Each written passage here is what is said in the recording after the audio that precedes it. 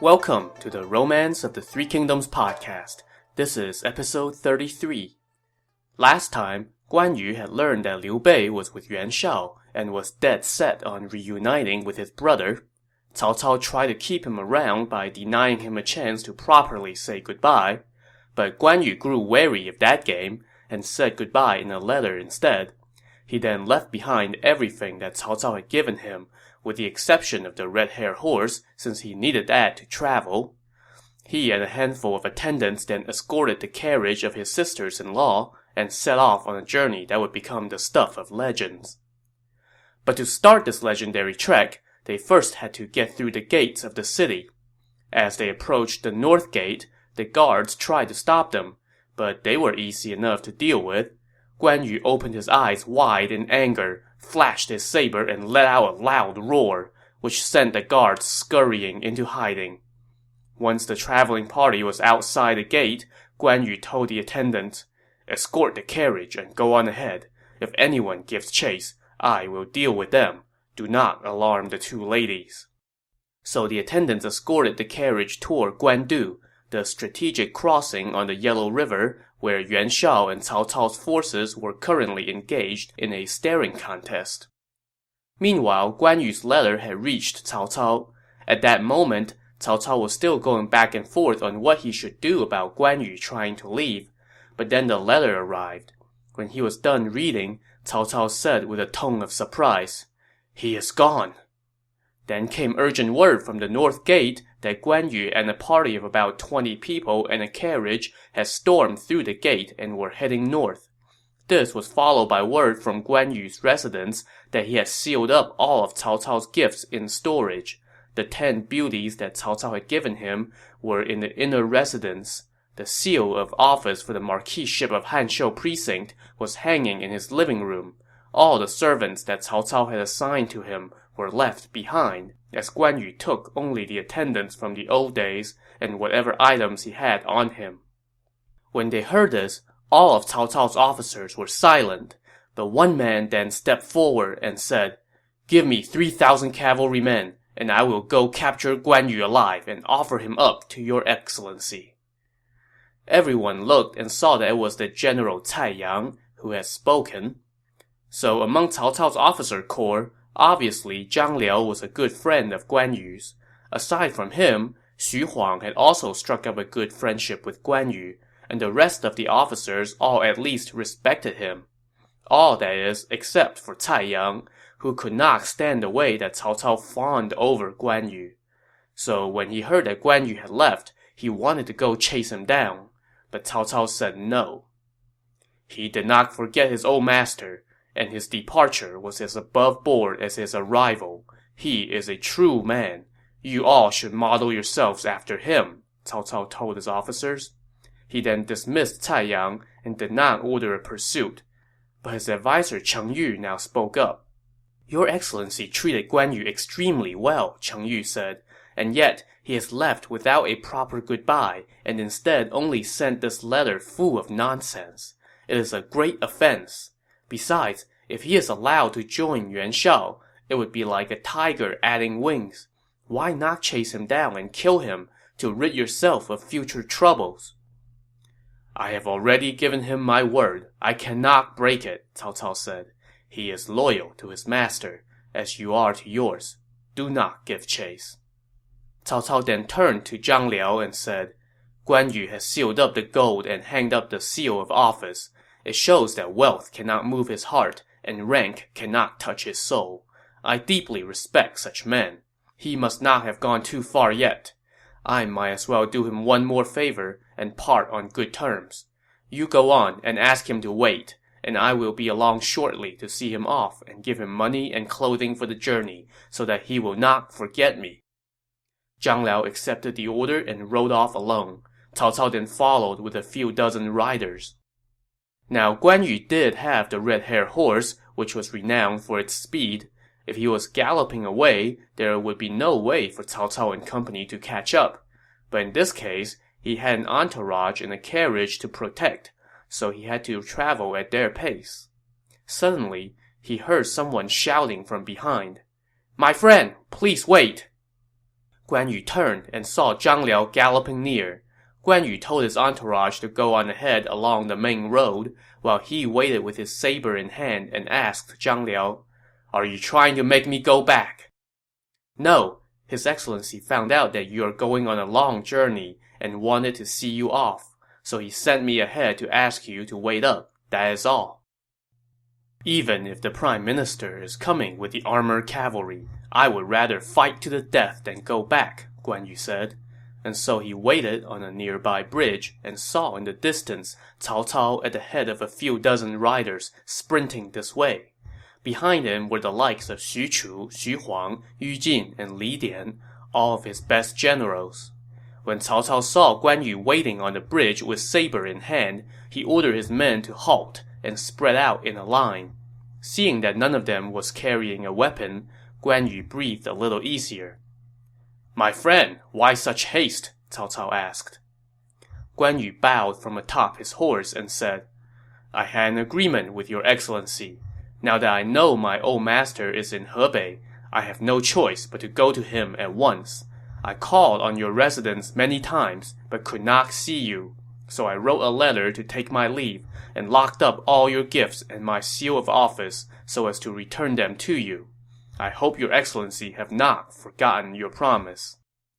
"I am trying to earn the country's trust, so how can I go back on my word?" Cao Cao said. "I was worried that you might not have enough money and supplies for the road, so I have come to give you some." At this, one of Cao Cao's men brought out a tray of gold. "Thanks to your generosity, I have saved up enough," Guan Yu said to Cao Cao. "Please keep this gold and use it to reward your men." "This is but a tiny fraction of what I owe you," Cao Cao said. "Why refuse it?" "I have rendered but meager service to you. It is not worth mentioning," Guan Yu humble bragged. Cao Cao smiled and said, "You are a man of exceptional honor.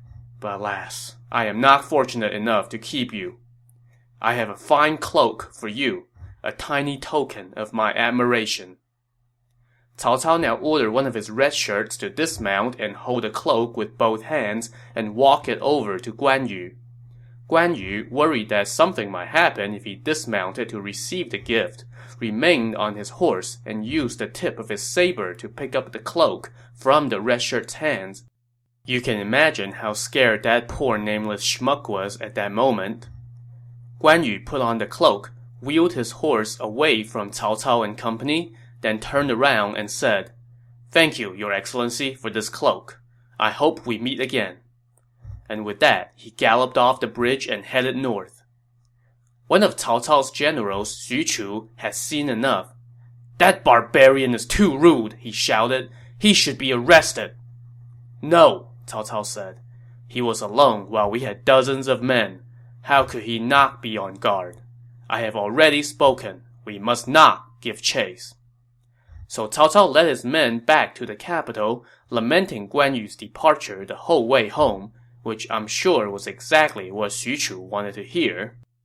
Meanwhile, after taking his leave of Cao Cao, Guan Yu galloped forth to catch up to his entourage. But after about 10 miles, he still did not see them, and he was getting worried, so he rode around looking for them.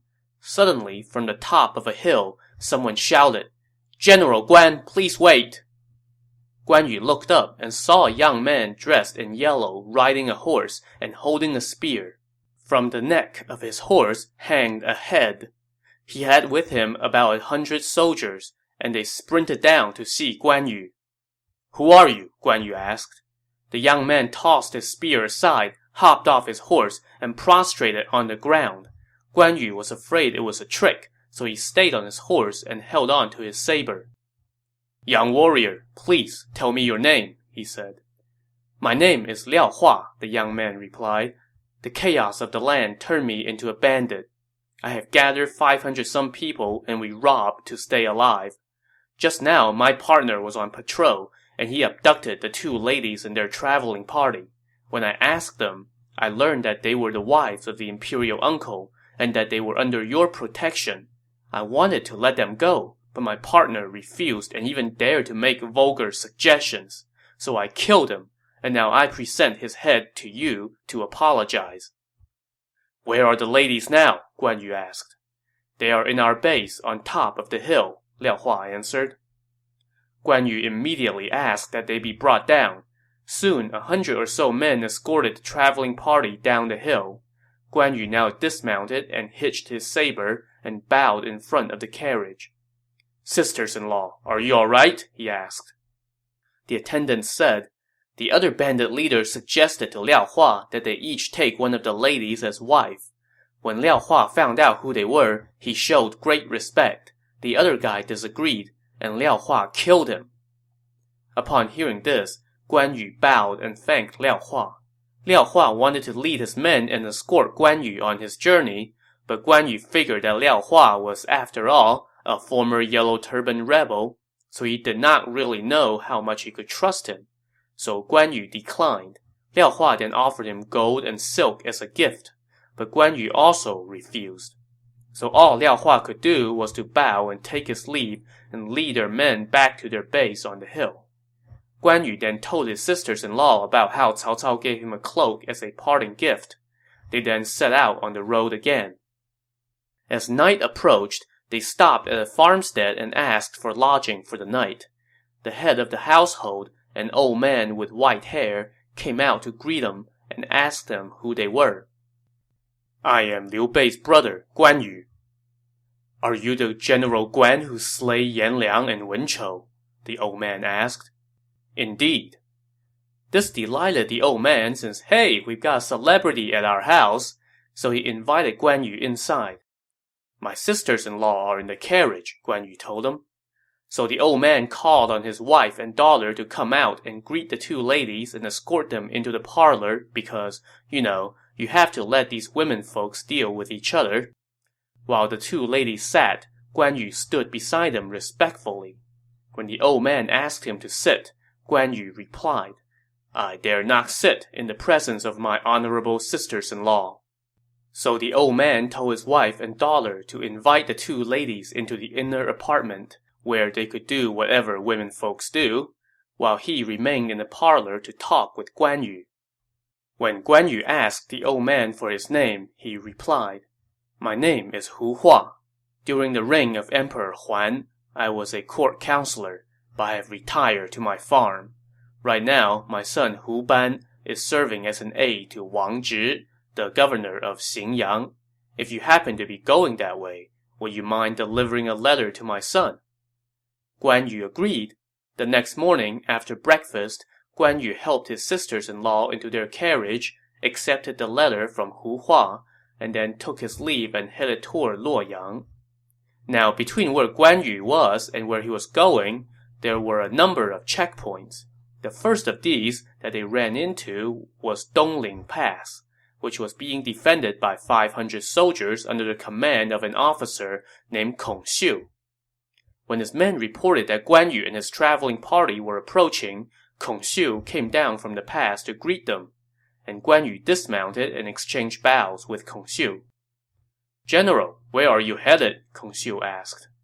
I have taken my leave of the Prime Minister and am heading to Hebei to search for my brother, Guan Yu answered. But Hebei is under the control of Yuan Shao, and he is currently at war with the Prime Minister, Kong Xiu said.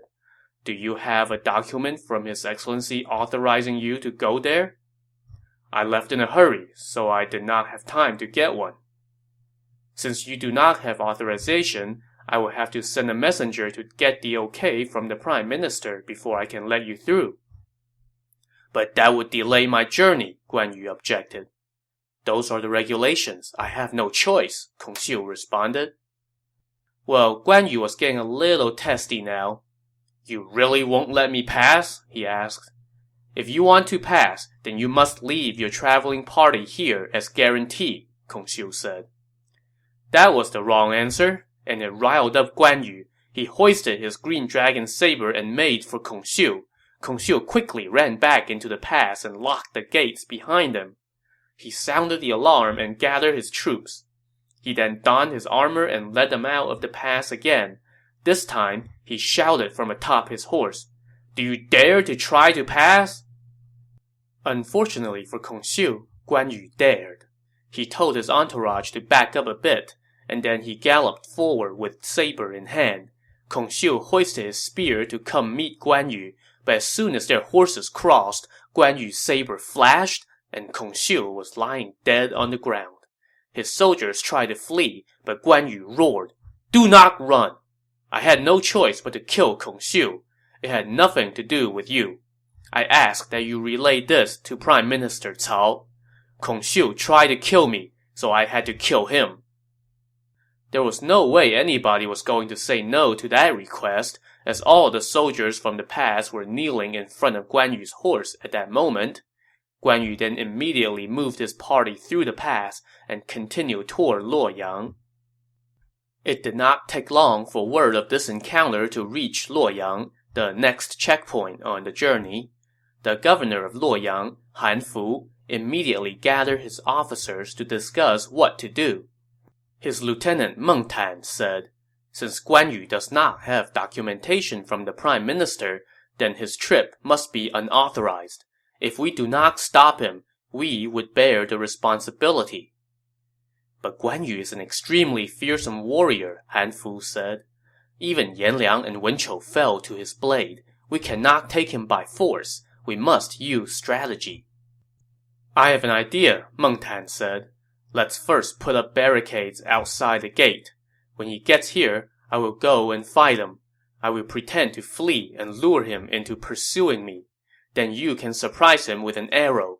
If he is hit and falls from his horse, then we can capture him and take him to Xuchang for a huge reward." And so it was decided. When word came that Guan Yu had arrived, Han Fu carried his bow and arrow and led 1,000 men outside the gates of the pass. "Who goes there?" he asked. Guan Yu bowed from atop his horse and replied, "I am Guan Yu, the Marquis of Hanshou Precinct. I would like to pass through." "Do you have documentation from the Prime Minister?" Han Fu asked. "I left in a hurry and did not get it." "On orders of the Prime Minister, I am defending this location and keeping an eye out for spies," Han Fu said. "If you do not have any documentation, then you must be trying to flee." Oh boy, here we go again. Guan Yu, becoming angry, warned Han Fu, "Kong Xiu of Dongling Pass has already been killed by my blade. Do you want to follow his lead?" Han Fu turned to his men and asked, "Who will go capture him for me?" That was Meng Tan's cue. He galloped out and headed straight for Guan Yu, wielding twin knives. Guan Yu told his party to back up while he rode forth to meet Meng Tan. Within 3 bouts, Meng Tan turned and ran, and Guan Yu gave chase. So everything seemed to be going according to plan for Meng Tan, except for one little detail. He forgot that Guan Yu was riding Red Hare, a horse that was, and this is sounding like a broken record, renowned for its speed. Meng Tan's idea was to lure Guan Yu to within arrow range, but before he could do that, Guan Yu had already caught up to him from behind. With one wave of the green dragon saber, Guan Yu cut Meng Tan in half. Just as Guan Yu was pulling up his horse, however, Han Fu let fly his arrow from the gate of the pass, and it struck Guan Yu in his left arm. Guan Yu grabbed the stem of the arrow with his teeth and pulled it out. With blood gushing from his arm, Guan Yu galloped toward Han Fu. The enemy soldiers scattered as Guan Yu approached, and Han Fu could not run in time. With one blow, Guan Yu chopped off his head and a piece of his shoulder, sending his body tumbling to the ground. Guan Yu then scared off the rest of the troops and hurried his entourage through the pass. Once they were through, he used a piece of cloth to bind his arrow wound to stop the bleeding. After this encounter, he was afraid that they might be ambushed, so he dared not linger for long on the road. Instead, they traveled through the night toward Sishui Pass, the next stop on their journey. The commander stationed at Sishui Pass was a man named Bian Xi. His weapon of choice was a mace tied to a long chain. He used to be a Yellow Turban rebel, but then submitted to Cao Cao and was stationed here. When Bian Xi heard that Guan Yu was coming his way, he concocted a scheme. In front of Sishui Pass was Zhenguo Monastery, a Buddhist sanctuary. So Bian Xi set an ambush there, putting 200-some armed men in hiding. He would lure Guan Yu there, and then throw his wine cup as the signal for his men to jump out and kill Guan Yu. With all the arrangements made, Bian Xi went to welcome Guan Yu. Seeing a welcoming party instead of a war party, Guan Yu dismounted and exchanged courtesies. "General, your name is revered throughout the realm," Bian Xi said, "and now you are rejoining the imperial uncle. It is a testament to your loyalty and honor." Guan Yu did not beat around the bush. He told Bian Xi that, "Oh, by the way, I've killed the commanders at the last 2 checkpoints." But Bian Xi brushed it off. "You were right to do so," he told Guan Yu. "When I see the prime minister, I shall explain everything for you." This delighted Guan Yu, and the two of them got back on their horses and rode past Sishui Pass and arrived at the monastery, where they were welcomed by the monks. There were 30-some monks who resided at the monastery at this time, and one of them happened to be from the same hometown as Guan Yu. This monk's Buddhist name was Pu Jing, or Universal Purity, and he was on to Bian Xi's scheme. When Guan Yu arrived, Pu Jing stepped forward and asked him, "General, how long has it been since you left your hometown, Pudong?" "Almost 20 years," Guan Yu replied. "Do you still remember me?" the monk asked. "I have been away from home too long. I am afraid I do not recognize you," Guan Yu said. "Our homes were on opposite sides of the river," Pu Jing reminded him. Seeing this monk and Guan Yu carry on like this made Bian Xi worry that his scheme might be blown. So he tried to shoo the monk away, but Guan Yu said, "It is only right for townsmen to reminisce about old days when they meet." Pu Jing then invited Guan Yu to the abbot's quarters for tea. "The 2 ladies are in the carriage," Guan Yu said. "You should serve them first." So Pu Jing told attendants to serve tea to the ladies, and then invited Guan Yu to the abbot's quarters. As they entered, Pu Jing raised the ceremonial knife that monks carry and flashed Guan Yu a look. Guan Yu immediately caught on to his meaning and told his men to follow closely with knives in tow. Bian Xi then escorted Guan Yu to the temple's main hall for the welcome banquet. When they entered, Guan Yu asked him, "Sir, what is your intent in inviting me here?" Before Bian Xi could answer, Guan Yu had already spotted the armed men hiding behind the walls, and he shouted at Bian Xi, "I took you to be a good man! How dare you!" Knowing the cat is out of the bag, Bian Xi yelled for his men to attack, but before his attendants could even move a muscle, Guan Yu had already pulled out his sword and cut them down. Bian Xi fled around a corridor, while Guan Yu tossed his sword aside, grabbed his saber and gave chase. Bian Xi flinged his mace at Guan Yu, but Guan Yu easily knocked it away with his saber. Guan Yu then ran forward and cut Bian Xi in 2 with one blow. When Guan Yu turned around, he saw that soldiers had surrounded his 2 sisters-in-law, but this was no problem. As soon as he stomped his way back, those soldiers scattered. With the scuffle concluded, Guan Yu thanked Pu Jing. "If not for you, I would have already fallen victim to that scoundrel," he said. "I can no longer remain here," Pu Jing said. "I shall collect my things and go wherever my steps lead. May we meet again." Guan Yu thanked him once more and then took off towards Xinyang, where yet another minor boss villain awaited. This guy was Wang Zhi, the governor of Xinyang. Unbeknownst to Guan Yu, he was an in-law of Han Fu, one of the guys that Guan Yu had killed back at Luoyang. So there was no way Wang Zhi was going to let Guan Yu just waltz on through. But he also was smart enough to know that he could never beat Guan Yu in a fight, so he concocted his own diabolical scheme. When Guan Yu arrived, Wang Zhi went out to greet him with a big grin. After Guan Yu relayed the purpose of his journey, Wang Zhi said, "You and the ladies must be exhausted from the hard travel. Come, enter the city and rest in our guest quarters tonight before you resume your journey tomorrow." Swayed by Wang Zhi's apparent sincerity, Guan Yu escorted his sisters-in-law into the city, where they found that the guest house was ready and waiting. Wang Zhi invited Guan Yu to a banquet, but Guan Yu begged off, so Wang Zhi had someone deliver the food to the guest house instead. Guan Yu himself was feeling the wear and tear of the journey, so after his sisters-in-law finished dinner and turned in for the night, he told the traveling party to make sure the horses were fed and then get some rest. He himself also took off his armor and relaxed.